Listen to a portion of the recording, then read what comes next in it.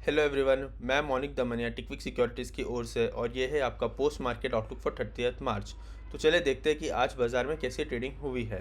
जैसे कि हमने हमारे प्री मार्केट आउटलुक में भी डिस्कस किया था कि जो गिफ्ट निफ्टी है वो हमें गैप डाउन ओपनिंग के इंडिकेशंस दे रही है, और वैसे ही हुआ है। हमारा मार्केट जो है वो आज गैप डाउन ओपन हुआ है, और गैप डाउन ओपन होते ही हमें जो है मार्केट में गिरावट देखने को मिली है। तो ये जो प्रीवियस लोस थे अराउंड 22,500 के, वो भी आज निफ्टी ने ब्रेक कर दिए, और उसका जो क्लोजिंग आया है वो अराउंड 22,300 का आया है। 300 के करीब आया है, ऐसा हम कह सकते हैं।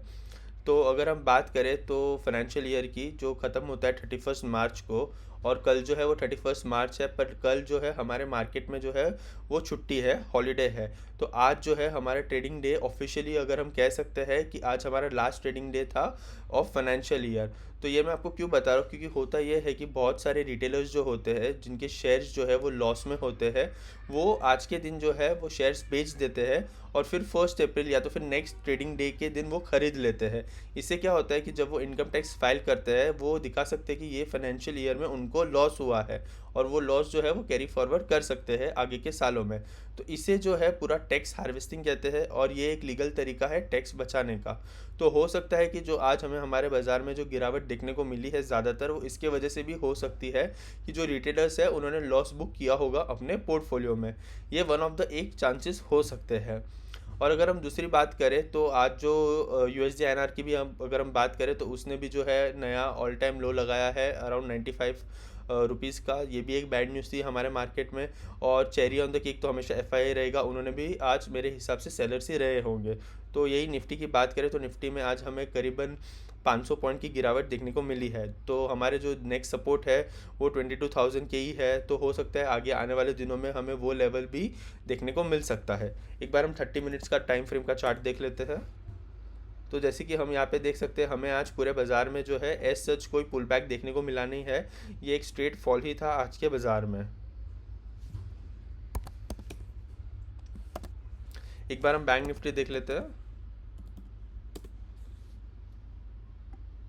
ओके, बैंक निफ्टी की बात करें तो बैंक निफ्टी ने भी जो उसका प्रीवियस स्विंग लो था अराउंड 51,300 का, वो तोड़ दिया, और आज जो है बैंक निफ्टी अराउंड -2,000 पॉइंट है। अगर हम क्लोजिंग बेसिस पे बात करें तो आज जो बैंक निफ्टी का फॉल है अराउंड -3.82%, वो 2026 का हाईएस्ट फॉल है जो हमें बैंक निफ्टी में देखने को मिला है। तो ये कोई अच्छी बात नहीं है, क्योंकि जैसे कि मैंने हमारे वीकली आउटलुक रिपोर्ट में भी बताया था कि जो आरबीआई के नए नॉर्म्स आए हैं, जिसके वजह से यूएसडी आईएनआर में जो बैंक्स है वो ज़्यादा पोजीशंस होल्ड नहीं कर सकती है। तो हो सकता है कि ये जो बैंक्स के लिए है बुरी न्यूज़ है, उनको जो अपनी करेंसीज की पोजीशन है उसके अंदर लॉस बुक करना पड़ सकता है।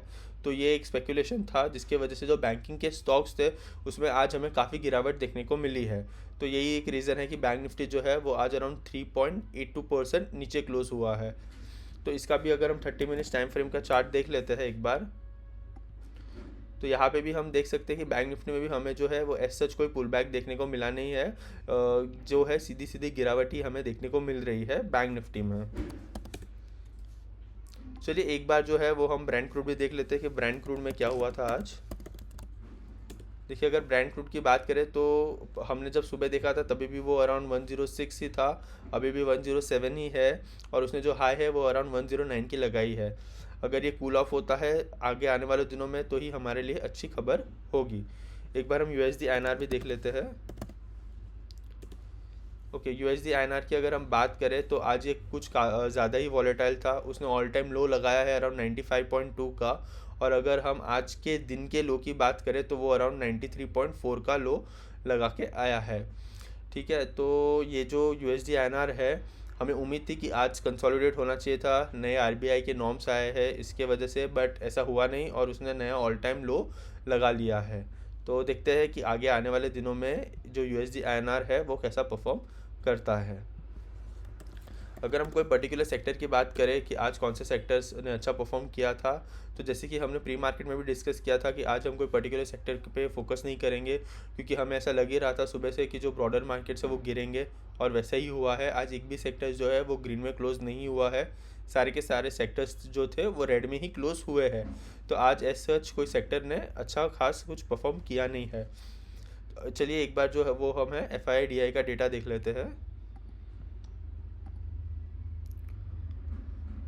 ओके, एफआईडीआई का डेटा अभी तक आया नहीं है, ये 27 मार्च का ही बता रहा है अभी तक। ठीक है, तो अगर अभी हम यूएस डेटा की यूएस मार्केट की बात करें तो यूएस मार्केट जो है वो अभी फ़िलहाल पॉजिटिव ट्रेड कर रहा है, अराउंड 0.7 टू 0.8% प्लस में ट्रेड कर रहा है। हो सकता है कि उनका मार्केट आज गैप अप ओपन हो, बट गैप अप ओपन होने के बाद वो कैसी ट्रेडिंग करता है उस पर हमें ध्यान देना है। और जो है हमारे बाज़ार में कल छुट्टी है, तो हो सकता है वेडनेसडे को जो है हमें या तो बड़ा गैप अप या बड़ा गैप डाउन देखने को मिल सकता है। तो यूजुअली ये जो जब भी टैक्स हार्वेस्टिंग होता है, तो जब जब लास्ट वर्किंग डे होता है, लास्ट ट्रेडिंग डे होता है, तब हमें गिरावट देखने को मिलती है और उसके अगले दिन फिर से बाइंग भी आ जाती है, तो हमें थोड़ी अप मूव भी देखने को मिलता है। तो हमारा मार्केट अब कल क्लोज है, तो हम देखेंगे कि वेडनेसडे को जो है हमारे मार्केट में हमें थोड़ी बाइंग देखने मिलती है कि नहीं देखने को मिलती है। और ऊपर से कल जो है वो ग्लोबल मार्केट्स तो ओपन ही है, तो उनके तरफ से भी जो है उधर भी बाइंग आता है या फिर सेलिंग प्रेशर ही रहता है, उसके ऊपर भी हमें नज़र रखनी है। तो चलिए दोस्तों, मिलते हैं हम वेडनेसडे को और देखते हैं कि हमारे जो बाज़ार है वो कैसा ट्रेड करेंगे। Thank you for watching.